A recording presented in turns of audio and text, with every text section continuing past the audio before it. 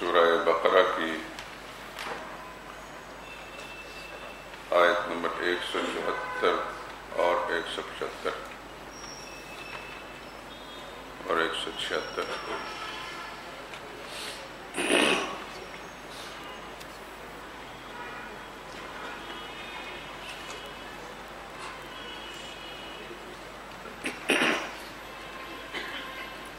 أعوذ بالله من الشيطان الرجيم،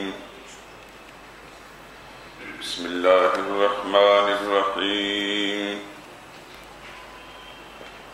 إن الذين يكتمون ما أنزل الله من الكتاب ويشترون به ثمنا قليلا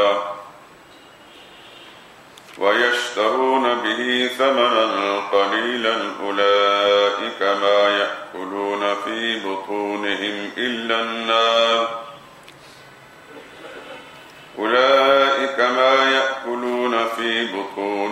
إلا النار ولا يكلمهم الله يوم القيامة ولا يزكيهم ولهم عذاب أليم۔ أولئك الذين اشتروا الضلالة بالهدى والعذاب بالمغفرة فما أصبرهم على النار، ذلك بأن الله نزل الكتاب بالحق وإن الذين اختلفوا في الكتاب لفي شقاق بعيد۔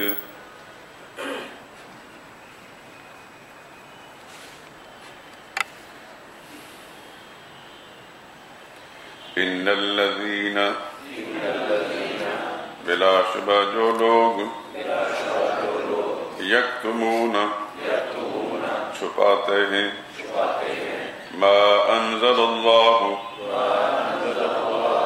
جو اللہ نے نازل کی من الکتاب کتاب میں سے ویشترون به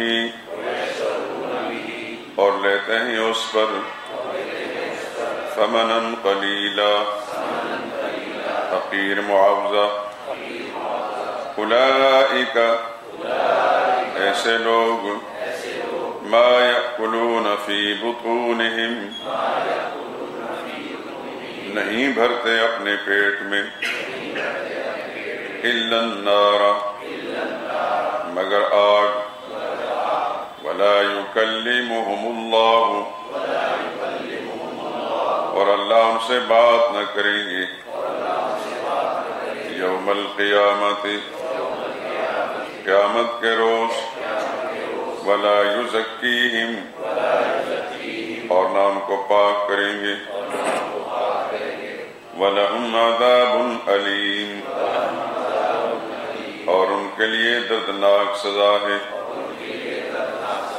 اولئک الذین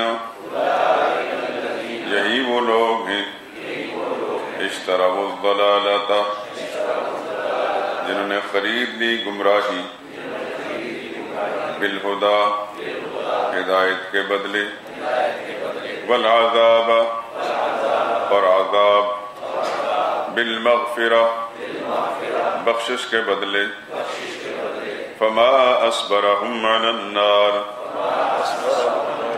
سو کس قدر صبر کرنے والے ہیں آگ پر۔ ذالک یہ سزا بأن اللہ اس لیے کہ اللہ نے نزل الکتاب بالحق سچی کتاب اتاری ہے وَإِنَّ الَّذِينَ اخْتَلَفُوا فِي الْكِتَابِ اور جن لوگوں نے کتاب میں اختلاف ڈالا لَفِي شِقَاقٍ بَعِيدٍ وہ یقیناً ضد میں دور جا پڑے ہیں۔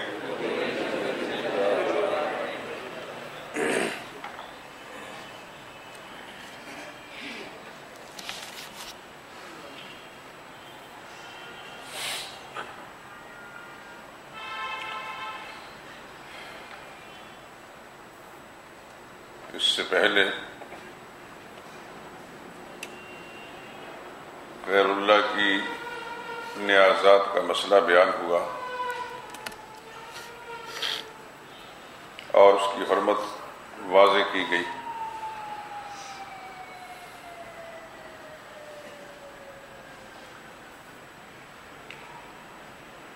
اہل کتاب میں یہود خاص طور پر اس مرض میں مبتلا تھے، خصوصاً ان کے احبار و رہبان، ان کے علماء و مشائخ حق بات کو چھپاتے تھے اور حرام کھاتے بھی تھے،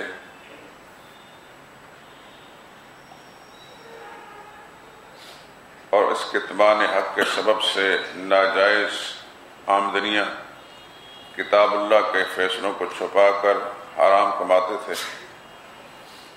انہی میں سے ایک نیازات غیر اللہ کا مسئلہ تھا۔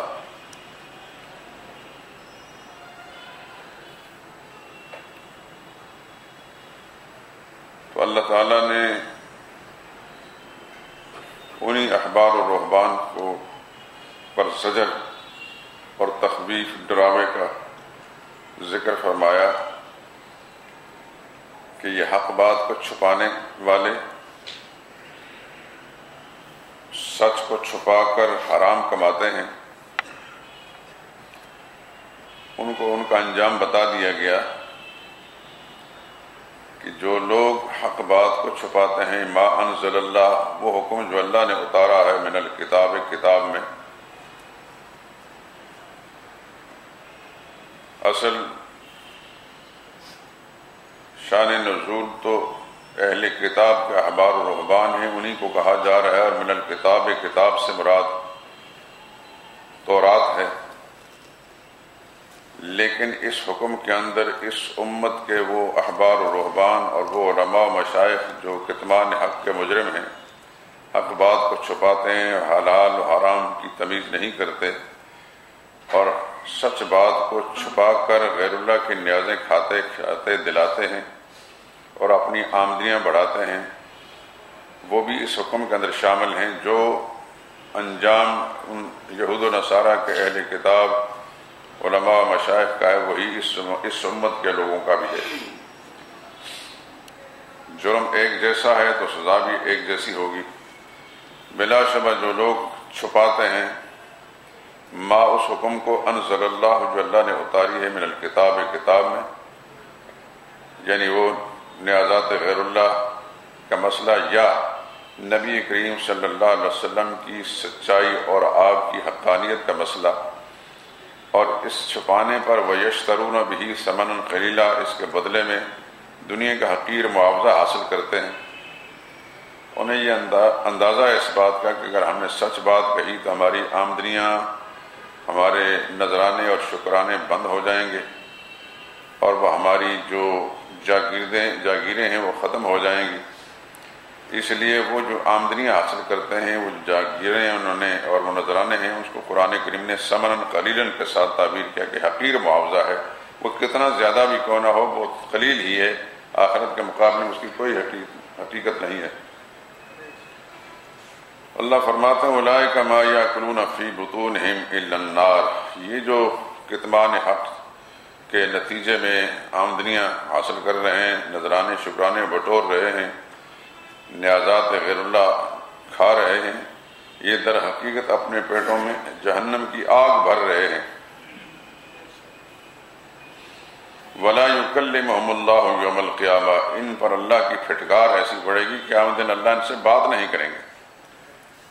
آگے چل کر غالباً سورہ مومنون میں آئے گا، اللہ تعالیٰ فرمائیں گے اخسؤوا ولا تکلمون، دفع ہو جاؤ، مجھ سے بات نہ کرو۔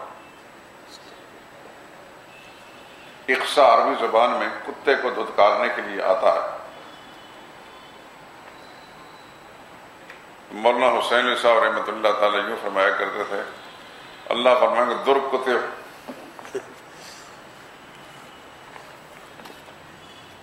سورہ مومنون میں ہے غالباً یہ الفاظ،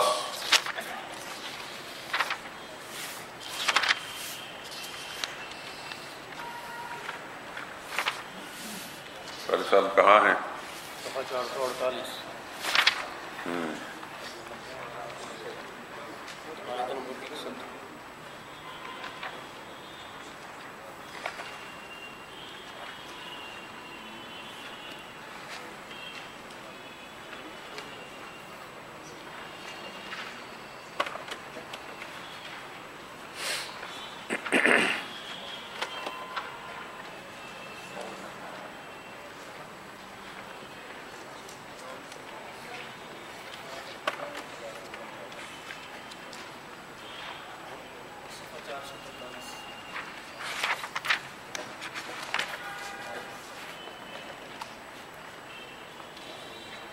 443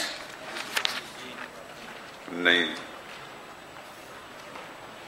443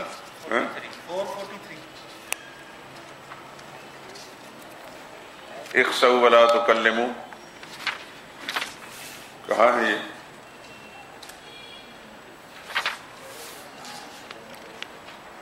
حافظوں کا حفظ بھی جواب دے گیا ہے.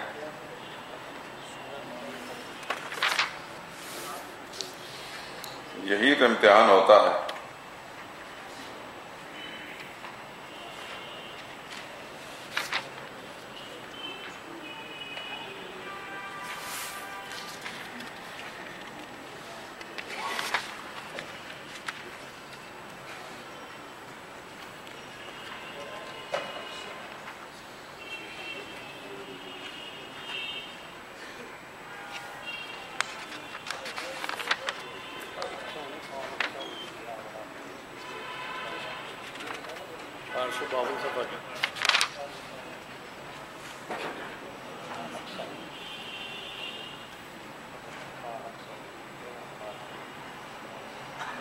کدھر ہے؟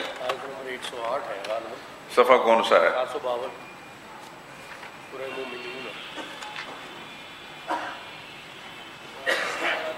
ہاں جی آیت نمبر 108 ہے. یہ دیکھیں آیت نمبر 104 سے دیکھیں. تلفح وجوہہم النار، آگ ان کے چہروں کو جھلس دے گی. وہم فیہا کالحون، اور وہاں وہ بد شکل ہوں گے. اللہ ان سے پوچھا الم تکن آیاتی تتلی علیکم، کہ میری آیتیں تمہیں نہیں سنائی جاتی تھی؟ فکنتم بہا تکذبون، اور تم انہیں جھٹلاتے تھے. قالوا، تو جواب میں کہیں ربنا غلبت علینا شقوتنا، یا اللہ ہماری بدبختیوں نے ہم پر زور دیا. وکنا قوما ظالمین، ہم بہکے ہوئے لوگ تھے. ربنا اخرجنا منہا، اب دعا کریں گے یا اللہ یہاں اس دوزخ سے ہمیں نکال. فإن عدنا، اگر آئندہ ہم یہ غلطی کریں فإنا ظالم، پھر تو ہم تو گنہگار ہیں، پھر جو مرضی سزا دے دیں. اللہ فرمائے اخسؤ، دفع ہو جاؤ، لا تکلموا، سے بات نہ کرو. دیکھیے ان لوگوں کا انجام وہاں یہ ہوگا. اس انداز سے پروردگار عالم ان کو دھتکاریں گے، واللہ ان کے ساتھ بات نہیں کریں گے. ولا یزکیہم، اور نہ ان کو پاک کریں گے.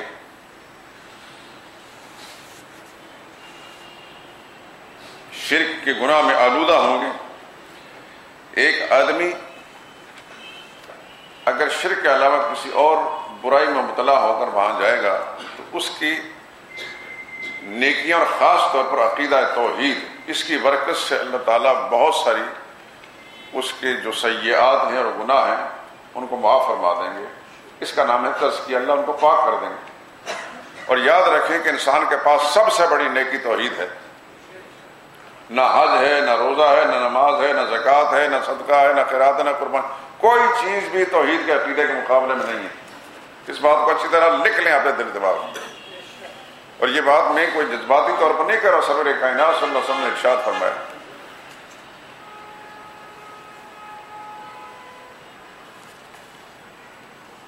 الایمان بضع و سبعون شعبہ، حدیث کے الفاظ ہیں ایمان کا 70 سے زیادہ کچھ شاخیں ہیں.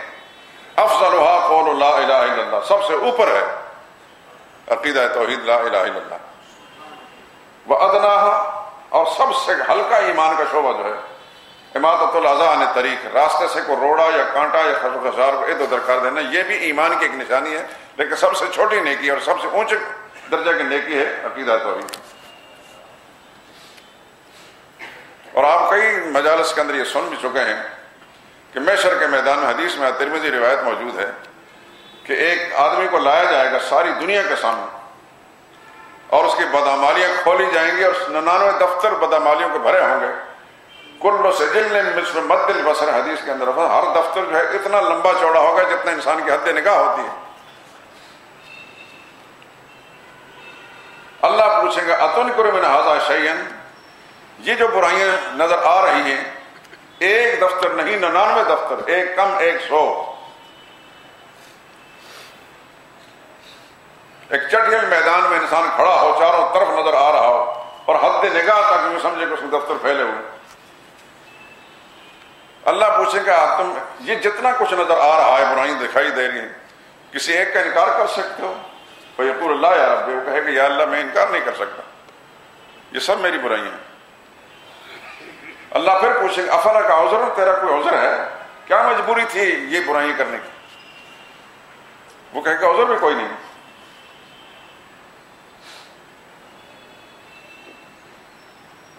اب ظاہر بات ہے کہ یہ سب کچھ ہونے کے بعد کیا سوچا جا سکتا ہے کہ پھر ایسے آدمی کا انجام کیا ہونا چاہیے سوائے دوزخ کے؟ اور ملائکہ عذاب ملائکہ جہنم جو ہے تیاری کریں گے کہ ابھی ہمیں آرڈر ملتا ہے اس کو سیدھے جہنم میں گھسیٹ دیں گے. اللہ فرمائے بلا ان لک عندنا حسنہ، اے بندے تیری ایک نیکی ہمارے پاس محفوظ ہے. وہ جو کچھ دفاتر کے اندر لکھا ہوا ہے وہ ملائکہ کرام نے تمہارے اعمال نوٹ کیے ہیں، اور جو کچھ میرے پاس محفوظ ہے ملائکہ کی پہنچ وہاں تک نہیں تھی. اور وہ ہے عقیدہ. ملائکہ کرام ظاہری اعمال کو دیکھتے ہیں لکھتے ہیں لیکن عقیدے تک نہیں پہنچ سکتے. باطنی کیفیت کو سوا علامہ الغیوب کو کوئی نہیں جانتا.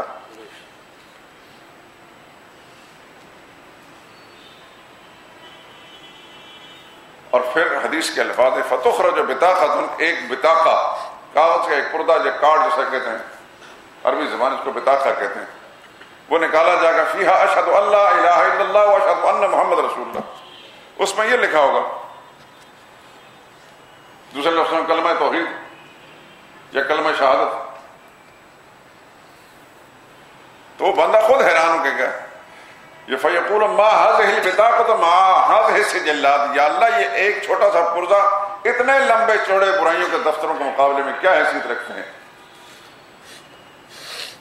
اللہ فرمائیں گے تسلی رکھ، ہمارے ہاں نیکی کسی کی ضائع نہیں کی جاتی.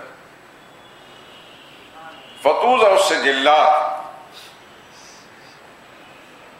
میزان عمل قائم کی جائے گی. فتوضع السجلات فی کفۃ والبطاقۃ فی کفۃ، ایک پلڑے کے اندر وہ 99 دفتر رکھے جائیں گے، دوسرے میں وہ صرف بطاقہ رکھا جائے گا، وہ پرزہ، وہ چٹ رکھی جائے گی جس پر کلمہ توحید کلمہ شہادت ہے. میں اپنی طرف سے نہیں کہہ رہا، رسول اللہ صلی اللہ علیہ وسلم کی حدیث ہے، حدیث کی کتاب میں سارے علماء پڑھتے پڑھاتے ہیں. فتاشت السجلات وثقلت البطاقہ، وہ 99 دفتر برائیوں والا پلڑا اوپر کو اٹھ جائے گا، ہلکا ہو جائے گا، اور بطاقہ جو اللہ کے توحید کے عقیدہ والا پرزہ ہے وہ نیچے کی طرف جھک جائے گا. اور حدیث کے آخری لفظ ہے فلا یثقل مع اسم اللہ شیء، لوگوں سن لو اللہ کے نام میں جو وزن ہے اس کے بڑھ کر کسی چیز کا وزن نہیں ہے. توحید اتنی بڑی وزنی چیز ہے. تو عقیدہ توحید کی برکات سے جو بدعمالیاں ہوں گی ان کو بھی اللہ تعالیٰ صاف کر دیں گے. اس کا نام ہے تزکیہ. اللہ ان کو پھر پاک کریں گے. لیکن جو مشرک ہوگا، جو حق کو چھپانے والا اور غیر اللہ کے نیازات کھانے کھلانے والا ہوگا، اللہ اس کو نہ اس کے ساتھ بات کریں گے نہ اس کی تزکیہ کریں گے. وَلَهُمْ عَذَابٌ عَلِيمٌ، ان کے لیے دردناک سزا ہوگی. اس سزا کا کیا ٹھکانہ ہوگا جس کو اللہ تعالیٰ فرماتے ہیں عذاب علیم، بہت دکھ دینے والی سزا ہوگی. المناک اولئک الذین اشتروا الضلالۃ بالہدی، یہی وہ بد نصیب لوگ ہیں جنہوں نے ہدایت کو چھوڑ کر ضلالت اختیار کی، گمراہی. ان کے سامنے ہدایت کا راستہ موجود تھا، حق موجود تھا، لیکن حقیر مفاد دنیا کا حاصل کرنے کی خاطر انہوں نے وہ چھوڑ دیا. آج آپ دیکھ رہے ہیں اپنے ملک کے اندر، دور جانے کی کیا ضرورت ہے، یہود و نصارہ سے پہلے گزر چکے ہیں جن کی یہ خصلتیں بیان ہوئی. اپنے دور کے اندر دیکھیں، یہ احبار و رہبان، یہ بڑی بڑی گدیوں والے، یہ گلے پھاڑ پھاڑ کر تقریریں کرنے والے، قرآن ان کے سامنے نہیں ہے ان کے سامنے. لیکن دنیا کا حقیر مفاد جو ہے ان کو ٹوٹتا نظر آتا ہے، تو پھر اس جاہل قوم کے سامنے پھر وہ گڑھنتو مسائل بیان کیے جاتے ہیں۔ عوام الناس چونکہ اللہ کی کتاب سے اللہ تعلق ہے، نابلد ہیں، ان کے سے غرض ہی کوئی نہیں۔ قرآن صرف مردہ بخشوانے کی کتاب ہے، جملے چاٹنے کے لیے، ریشم جزدان لپیٹ کر گھروں میں تاکہ الماری میں رکھنے کے لیے ہے۔ قرآن کریم اگر کو ہدایت نامہ سمجھ کر اس کو روزمرہ کی زندگی کے اندر لوگ داخل کرتے ہوتے تو کبھی یہ جعلساز جو ہے جعلسازی کر کے لوگوں کے دین ایمان پر ڈاکہ نہ ڈالتے۔ لیکن ان کا یہ جو جعلی دھندا اس لیے چل رہا ہے کہ عوام الناس کتاب اللہ سے ناواقف۔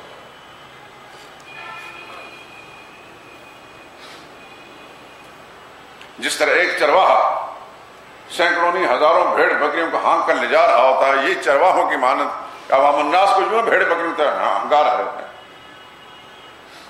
اور آپ نے دیکھا ہوگا جب یہ بڑھ کے مار رہے ہوتے ہیں خوف خدا سے بے نیاز ہو کر، اور وہی لوگ جو سامنے بیٹھے ہیں متحرک و بے دماغ اجسام، عقل و شعور سے معروم، وہ نعرے لگا رہے ہوتے ہیں۔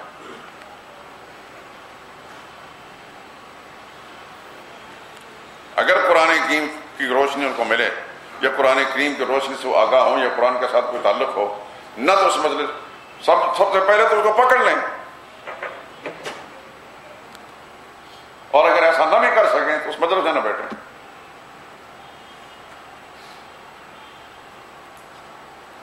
قرآن کریم نے فلا تقعد بعد ذکر مع القوم الظالمین، میری نصیحت یاد آ جانے کے بعد، قرآن کے فیصلے معلوم ہو جانے کے بعد ظالموں کے مجلس مت بیٹھو۔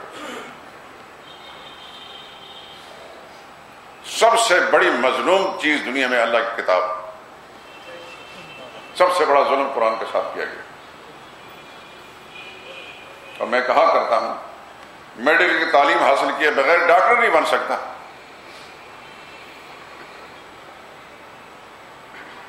سائنس کی تعلیم حاصل کے بغیر سائنسدان نہیں بن سکتا، ریاضی کی تعلیم حاصل کے بغیر انجینئر نہیں بن سکتا، لیکن قرآن کریم سے کلیتاً ناواقف لابلد ہو کر مسلمان بن جاتا۔ یہ عجیب تماشا ہے۔ کیا چیز ہے مسلمانی؟ مسلمانی کسے کہتے ہیں؟ اسلام اور ایمان کی کیا کیا شرائط، کیا کیا اوصاف ہیں، کچھ بھی نہیں پتا۔ میں اکثر کہا کرتا ہوں کہ ایک سرے سے لے کر انارکلی سے لے کر آپ ایئرپورٹ تک چلے جائیں، سڑک کے دونوں طرف جتنے مسلمان بستے ہیں، کاروبار کر رہے ہیں، کروڑوں کا کاروبار کر رہے ہیں، سب مسلمان کہتے ہیں۔ آپ نے پتہ نہیں کتنے کتنے حج بھی کیے ہوں گے، ان سے ایک ایک سے پوچھا جائے، اس کے ملازم سے پوچھا جائے یا دکاندار سے پوچھا جائے کہ ایمان کے اوصاف کیا ہیں، کیا کیا شرائط ہیں، ایمانیات کیا کیا ہیں، کس کس چیز کو ماننا ہے اور ماننے کا مطلب کیا ہے، کچھ بھی پتا نہیں ہوتا۔ ایک مسلمان تو ایک ذمہ دار تھا، رسول اللہ صلی اللہ علیہ وسلم کی طرف سے اس کو ذمہ داری سونپی گئی تھی کہ پوری دنیا کے اندر اللہ کا پیغام پہنچائے، دنیا کے کافروں تک اللہ کا پیغام پہنچائے، جس کو خود ہی پتا نہیں ہے وہ دوسروں تک کیا پیغام پہنچائے۔ آج ایک عام سے آدمی کو آپ کہہ دیں کہ یہ ایک ہندو آیا مسلمان بننے کے لیے، اس کو اسلام کے اوصاف سمجھائیں، اسلام کی خوبیاں اور محاسن کمالات اس کے سامنے بیان کریں اور اس کو کلمہ پڑھائیں، یا کوئی عیسائی آیا ہے یا کوئی قادیانی آیا ہے یا کوئی اور کسے باشد، اس کو خود ہی پتا نہیں وہ دوسرے کو کیا رہنمائی کرے گا۔ اس لیے کہ آج کا مسلمان وہ یہ سمجھتا ہے کہ میں تو پیدا ہوا ہوں کمانے کے لیے اور کھانے کے لیے اور سونے کے لیے اور ایک دن دنیا میں چھوڑ جانا، یا نوکری کرنی ہے یا کاروبار کرنا ہے۔ یہ اسلام کی بات، دین کی بات، یہ مولوی جانے، یہ اس کی ٹھیکیداری، اس کی ذمہ داری۔ بھائی اسلام سب کا ہے، صرف مولوی کا نہیں، سب کا ہے۔ مولوی کے باپ کی جاگیر نہیں ہے، مولوی بھی خدا کے سامنے جواب دے اور جو غیر مولوی بھی خدا کے سامنے جواب دے۔ مولوی کی صرف ذمہ داری صرف اتنی ہے کہ اس کو زیادہ پتہ ہے، اس واسطے اس نے بات کھول کر بیان کرنی، لیکن ایک مسلمان ہونے کے ناطے سے جس کو پتہ ہے وہ اپنے دین ایمان کی بقا کا سامان تو کرے۔ ہر گھر کا سربراہ جو ہے، اللہ کے نبی نے فرمایا کلکم راعٍ، وہ نگران ہے، جواب دہ ہے، مسئول ہے۔ وَمَسْئُولٌ عَنْ رَعِيَّتِهِ، اور اپنے رعایا کے بارے میں جواب دہ ہونا پڑے گا. اپنی بیوی، اپنے بچے، اپنے نوکر ملازم، اس کے ماتحت جتنے بھی ہیں سب کے بارے میں مسئول ہے. اللہ کو ماننا ہے تو کیسے ماننا ہے؟ کلمہ جو ہم نے پڑھا ہے لا الہ الا اللہ، اللہ کے سوا کوئی الہ نہیں، اس کا کیا معنی ہے؟ الہ کسے کہتے ہیں؟ محمد رسول اللہ، محمد صلی اللہ علیہ وسلم اللہ کا رسول ہے. رسول کسے کہتے ہیں؟ ہم نے محمد مصطفیٰ صلی اللہ علیہ وسلم کو کیسے ماننا ہے؟ ان کے ساتھ ہمارا تعلق کیسے ہوگا؟ اس کے علاوہ اور کیا کیا ایمان کی شرائط ہیں؟ کیا ماننا اور کیا چھوڑنا؟ کچھ بھی پتہ نہیں. بس مولوی مطمئن اس لیے ہے کہ چلو ایک قوم دبی رکھو اس جاہل قوم میں. یہ جاہل نام سے پوچھتے ہیں نا، ہماری بھی درد سر ہوتا. مجھے کئی لوگوں نے یہاں بڑا کوسا گزر چکا ہے کہ تک ویسے کام کا دماغ سوزی کرتے رہتے ہو، اس قوم نے کوئی بات نہیں ماننی، چھوڑو. لیکن مجھے اس بات کو سن کر افسوس ہوتا تھا کہ مجھے یہ سبق پڑھانے والے کیا میں نے اللہ کے سامنے جواب دہ نہیں ہونا؟ چلو میں دماغ سوزی کر کے تکلیف ضرور اٹھاتا ہوں، ہوتی ہے انسان کو تکلیف. گھنٹوں جب انسان بیان کرتا ہے تو پھر اس کو تکلیف ہوتی ہے، تھکاوٹ بھی سارا کچھ. لیکن کیا مر کر اللہ کے سامنے جواب دہ نہیں ہونا؟ تجھے جو دین کی سمجھ عطا کی تھی اس کو تو نے کس حد تک اس کی ذمہ داری پوری کی؟ لوگ خوش ہوں یا ناراض ہوں، اس سے کیا ہے؟ کیا انبیاء اکرام علیہ السلام اس لیے بیان کرتے تھے، اللہ کا پیغام سناتے تھے کہ لوگ خوش ہو جائیں مجھ سے اور پھر میرے ہاتھ چومتے رہیں؟ وہ پتھر بھی کھاتے تھے، مارے بھی کھاتے تھے، بے وطن بھی ہوتے تھے، قربانیاں بھی دیتے تھے، اللہ کا پیغام سناتے جاتے تھے. فذکر انما انت مذکر، اللہ نے فرمایا میرے نبی آپ سمجھاتے رہیں، آپ کا کام ہی سمجھانا ہے. لست علیہم بمسیطر، آپ کا کام ان کو ذمہ داری ان کے دین اندر ایمان داخل کرنا نہیں ہے. ایمان تو اسی کو ملے گا جو اللہ کی طرف سے اس کے لیے ایمان کے فیصلے ہوں گے، اور ایمان اسی کو ملے گا جس میں انابت ہوگی، ایمان کو چاہے گا. کیونکہ ضدی اور معاند کو اللہ تعالیٰ ایمان نہیں دیتے، ضدی کو ہدایت نہیں دیتے، اللہ کے عزل سے فیصلہ ہے. آخر نوح علیہ السلام جیسا عظیم پیغمبر 950 سال اللہ کا پیغام سناتا ہے. تاریخ کے حقائق یہ ہیں کہ 100 آدمی مسلمان نہیں ہوئے. کسی نے کہا کہ 40 مسلمان ہوئے، کسی نے کہا 80 مسلمان ہوئے. یہ 100 تک تعداد نہیں پہنچتی. تو کیا نوح علیہ السلام ناکام گزرے ہیں؟ معاذ اللہ، ہرگز نہیں. وہ اسی طرح کامیاب تھے جس طرح ہر پیغمبر کامیاب گزرے. تو کیا کیا لوگوں نے اس کا کلما مر علیہ ملأ من قوم سخروا منہ، قرآن کریم میں ہے کہ جب بھی نوح علیہ السلام کو جب کہا کہ کشتی بناؤ، اس قوم پر خدا کا عذاب آنے والا ہے، وَاصْنَعِ الْفُلْكَ بِأَعْيُنِنَا وَوَحْيِنَا، کشتی بناؤ ہماری نگرانی کے اندر، ہماری وحی کے ساتھ، ہمارے حکم کے ساتھ بناؤ. نوح علیہ السلام نے حکم کی تعمیر شروع کر دی، کشتی بنانی شروع کر دی. تو پاس سے گزرتے مغرور متکبر، کلما مر علیہم ملأ من قومی، قوم کے جو چودھری گزرتے، زردار اور سرمایہ گزرتے، سخروا منہ، نوح علیہ السلام کا مذاق اڑاتے. کہنے لگے بابا جی اس خشکی کے اندر کشتی، یہاں پانی کی تو بوند نہیں ہے، کشتی کہاں چلاتے؟ پانی تو ہو تو تب کشتی بنتی ہے، چلتی ہے. نوح علیہ السلام نے فرمایا ان تسخروا منا فإنا نسخر منکم، آج تم ہمارا مذاق اڑا لو، وہ وقت آنے والا ہے پھر تمہیں اس کا بدلہ ملے گا. وہی بات ہوئی کہ وہ کشتی بنائی جا رہی تھی، اللہ کا عذاب آنے والا تھا. حتی اذا جاء امرنا وفارت التنور، اللہ فرماتے ہیں میرا حکم آ گیا، یہ عذاب کے فیصلے آ گئے. زمین نے پانی بال نکالنا شروع کر دیا، تنور نے جوش مارا. تنور سے مراد وجہ الارض، روئے زمین کا پانی ہر طرف سے نکلنا شروع ہو گیا. آسمان بھی پانی برسا رہا ہے، زمین بھی پانی نکال رہی ہے، اور دیکھتے ہی دیکھتے آسمان اور زمین کا پانی آپس میں باتیں کرنے لگے. اللہ کا عذاب آ گیا، اور نوح علیہ السلام ہی بچ گئے، اور جتنے اہل ایمان اہل توحید تھے وہ بچ گئے، باقی سب کو خدا نے غرق کر دیا. تو نوح علیہ السلام کے ساتھ کیا کیا نہیں ہوا.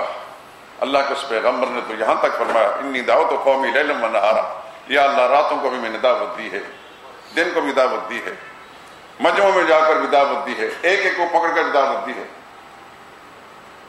یہ بگڑتے ہی رہے، اکڑتے ہی رہے، بھاگتے ہی رہے. انبیاء کرام علیہ الصلوۃ والسلام کا مشن یہی رہا ہے. اور یاد رکھیں، ہر اس مولوی، ہر وہ پیر، ہر وہ مبلغ، ہر وہ دائی جو انبیاء کے مشن کو سامنے رکھ کر بے خوف و خطر ہو کر لوگوں کی واہ واہ اور ناراضگی سے بے نیاز ہو کر اللہ کا پیغام نہیں سنائے گا اور سچ خالص اللہ کا قرآن نہیں سنائے گا، وہ خدا کا مجرم ہے، وہ کاتم حق ہے، حق کو چھپانے والا ہے. اس کا وہی انجام ہے جو قرآن کریم نے آیات میں بیان کیا. انسانی فطرت ہے، ہر انسان آرام پسند بھی ہے، عیش پرست بھی ہے کہ میرے پاس مال بھی ہو، پیسے بھی ہوں، ہٹو بچوں ہو، آگے پیچھے لوگ پھرنے والے ہوں، ہاتھ چومنے والے ہوں، سلام کرنے والے ہوں، سلوٹ مارنے والے ہوں. طبیعت انسان کی ایسی ہی ہوتی، لیکن بیک وقت دونوں چیزیں نہیں ہوتی. حق بات بھی کہے اور یہ ساری چیزیں بھی چلتی رہیں. جس نے سچ سنایا ہے کبھی بھی اس کو دنیا کا مال نہیں ملے. سید اللہ شاہ بخاری رحمہ اللہ کی بات لوگ سناتے ہیں. شاہ صاحب فرماتے تھے حق کڑوا ہے، حلوہ میٹھا. جس زبان سے حق بات نکلتی ہے اس کے منہ میں میٹھا حلوہ کوئی نہیں ڈالا، اس کو گالیاں سننی پڑیں. حضرت شیخ القرآن رحمۃ اللہ تعالیٰ علیہ زندگی کے آخری سانس تک جہاں جاتے تھے ہر طرف لوگ وہابی وہابی کہتے تھے. گستاخ رسول بھی کہا، اولیاء کا منکر بھی کہا، وہابی بھی کہا، کیا کیا خرافات بکواسات نے کی. ان پر حملے بھی ہوئے. پشاور میں قاتلانہ حملے ہوا، گلے پر اس طرح چلایا گیا، 6 انچ لمبا زخم تھا. میں نے بالکل پاس بیٹھ کر ان کو قرآن کریم پڑھا، بالکل ساتھ بیٹھ کر. یہاں حضرت شیخ بیٹھا، اس سائڈ میں بیٹھا ہوں اور میں تو پوری نظر رکھتا تھا اس زخم پر. وہ زخم لگنے کی وجہ سے ان کی آواز میں فرق پڑ گیا تھا. یہ سب کچھ کیا لیکن حق بات کو نہیں چھوڑا. ایوب خان نے اپنے آمرانہ دور کے اندر ان کو ضلع بدر کر دیا. 18 مہینے تک راولپنڈی سے ضلع بدر رہے. ان کے مدرسے کو، ان کی مسجد کو اوقاف میں لے لیا گیا. ان کی پوری مارکیٹ 100 دکانیں اوقاف میں لے لی گئیں جبراً. حضرت شیخ القرآن کو پھر آخر میں پیشکش کی ایوب خان نے کہ اگر آپ لکھ کر دے دیں کہ میری مخالفت نہیں کریں گے سب کچھ واپس کر دوں گا. آج ذرا سا پیر مفاد بھی کوئی نہیں چھوڑتا. 100 دکانیں مدینہ کلاس مارکیٹ حضرت شیخ نے خود بنائی تھی مدرسے اور مسجد کے اخراجات پورا کرنے کے لیے. حضرت شیخ القرآن نے فرمایا کہ ایسی ہزاروں مارکیٹیں قربان کر سکتا ہوں، لیکن جب تک تم حق بات کی مخالف رہو گے، دین کے مخالف رہو گے، تمہاری مخالفت میں زندگی آخری سانس تک کرتا ہوں. چنانچہ ایوب خان نے اپنی قبر کو کالے کرنے کے لیے، اپنی لعنت کے توق برسانے کے لیے ساری زندگی جب تک وہ اقتدار پر رہا، وہ مارکیٹ مدرسہ سب کو اوقاف میں رہا. پھر اس کے بعد بھٹو کا زمانہ آیا، وہ بھی ایسے ہی رہا. اور یحییٰ خان کا زمانہ آیا، وہ بھی ایسے ہی رہا. جنرل الحق شاید کسی شریف ماں کا دودھ اس نے پیا تھا، شریف النسب انسان تھا، کسی کو اس سے اختلاف ہو یا اتفاق کا مجھے اس سے باس نہیں. لیکن ضیاء الحق کو جب یہ پتہ چلا کہ یہ مارکیٹ اور یہ مدرسہ اور یہ سارا کچھ ظالمانہ طور پر سابق حکومت نے لیا، اپنے زمانے پھر اس نے اپنے قلم سے لکھ کر آزاد کیا. وہاں بھی حضرت شیخ القرآن صاحب نے ضیاء الحق کو اس کے دفتر میں بیٹھ کر شیخ القرآن سے فرمایا کیوں آزاد کر رہے ہو، مجھے واپس کیوں کر رہے ہو، مجھ سے کوئی مراد لینی ہے آپ نے کہ میں تمہاری تعریفیں کرتا رہوں. یہ باتیں ہمیں بابا عبدالشکور وہاں اب بھی زندہ ہے اس نے سنائی تھی، وہ ساتھ تھا. تو ضیاء الحق نے کہا کہ مجھے پتا ہے آپ نے جس کو سچ کہنا ہے وہ بیان کرنا ہے، دنیا کی کوئی طاقت نہیں روک سکتی، نہ میں روک سکتا ہوں نہ مجھ سے پہلے حکمراں روک سکے. لیکن میں سمجھتا ہوں کہ آپ پر ظلم ہوا تھا، اس واسطے میں اس کو واپس کرنا چاہتا ہوں. اتنا عرصہ کہاں ایوب خان کا زمانہ، پھر یحییٰ خان کا زمانہ، پھر بھٹو کا زمانہ.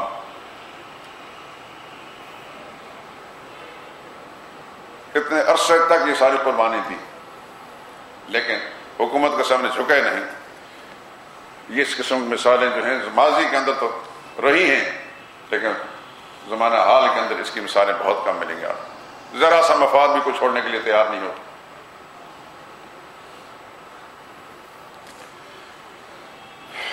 اولئک الذین اشتروا الضلالۃ بالہدی، وہ لوگ جو حق بات کو چھپا کر دنیا کا حقیر مفاد حاصل کرتے ہیں، انہوں نے ہدایت کے بدلے گمراہی مول لے لی اور عذاب کو مغفرت کے بدلے میں لے لیا.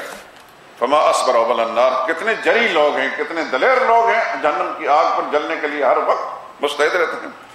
ذالک، یہ سزا ان کو ملے گی، ان اللہ نزل الکتاب، اس لیے کہ اللہ نے کتاب سچی اتاری، سچ کے ساتھ اتاری، اور یہ سچ کے مخالف ہیں۔ وَإِنَّ الَّذِينَ اخْتَلَفُوا فِي الْكِتَابِ، جن لوگوں نے اس کتاب میں اختلاف ڈالا، لفی شقاق، کسی دلیل کے ساتھ نہیں،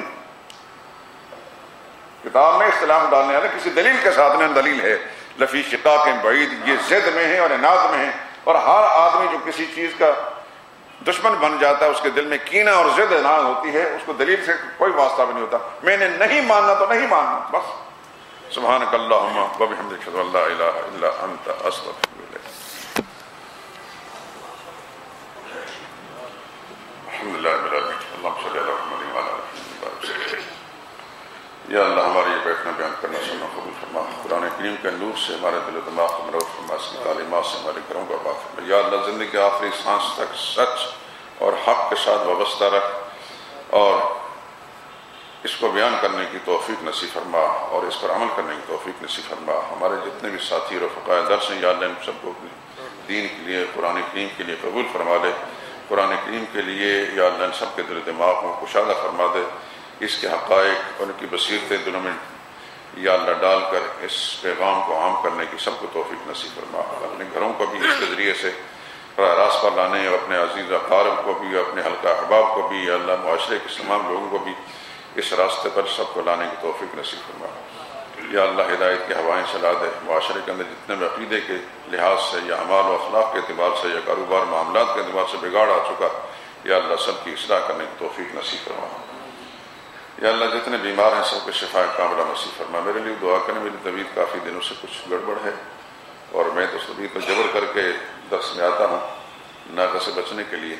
دعا کریں اللہ تعالیٰ اپنی رحمت کے ساتھ اس سلسلے کو جاری ساتھ رکھنے کی توفیق نصیب فرمائے، اور جتنی خامیاں کمزوریاں ہمارے اندر ہیں یا اللہ اپنی رحمت سے دور فرما دے۔ جتنے بھی ہمارے رفقاء درس بیمار ہیں یا ان کے عزیز و اقارب بیمار ہیں، یا اللہ سب کو شفا کاملہ نصیب فرما، سب کی روحانی جسمانی بیماریاں دور فرما دے۔ اے اللہ، دوسری طرح کے مصائب و آلام سے جو بیکار ہیں، کاروباری مشکلات میں مبتلا ہیں یا جھگڑوں کے اندر ہیں، تنازعات میں مبتلا ہیں، یا اللہ جس قسم کی پریشانی کسی کو لاحق ہے، یا اللہ اپنے رحمت سے دور فرما دے۔ ربنا تقبل منا انک انت السمیع العلیم۔